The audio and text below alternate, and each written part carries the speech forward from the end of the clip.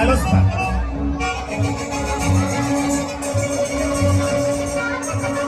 Yan. Ayon sa laman, ay may dalawang mag-asawa dito sa bayan ng Lukban. Magsasaw minsan sa isang taon, sila ay bumababa upang makisalamuha sa mga taong bayan.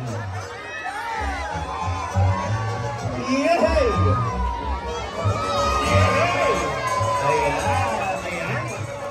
Bumaba ng mga higante mula sa bundok Banahaw.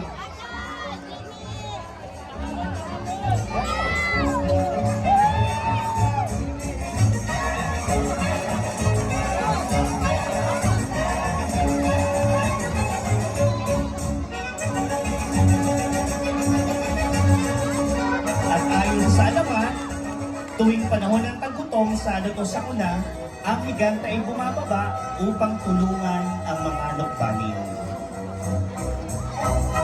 At upang gunatain ang kanilang kabutihan, ipinapanata ng mga tao ang sayaw ng higante tuwing kapistahan ng kamahal-mahalang puso ni Jesus o ang korason ni Jesus bilang pasasalamat at simbolo ng pananampalataya, lakas at pagkakaisa.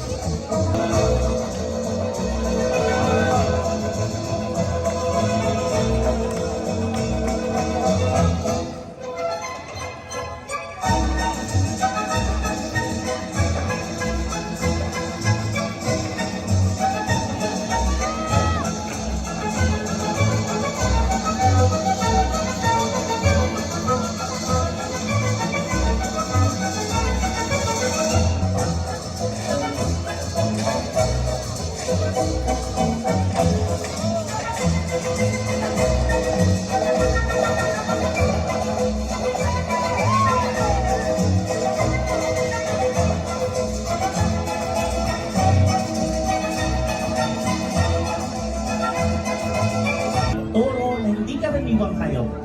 Ito ay may balat na tila kumikinang na ginto at ang mga mata nito'y tila may ningning ng apoy. Tinawag siya ng mga tao bilang gintong toro. Ayon sa matatanda, ang toro ay sugo ng langit. Isang nilalang na pinadala ng kamahal-mahalang puso ni Jesus upang maging bantay at tagapagtanggol ng mga mamamayan ng Lukban, lalo na tuwing dumarating ang salot, tagtuyot o kaguluhan. Ngayon, ang pagtatanghal ng gintong toro ay naging bahagi na ng tradisyon ng piyesta. Maaaring ito ay sinasamahan ng paputok, ilaw at kwitis, hindi para lamang sa isang palabas, kundi bilang makulay na alaala ng isang alamat na nagpapahayag ng pananampalataya ng mga Lukbanin. Kaya tuwing pista ng kamahal-mahalang puso ni Jesus, muling bumabalik ang gintong toro at ang pamilyang higante. Hindi upang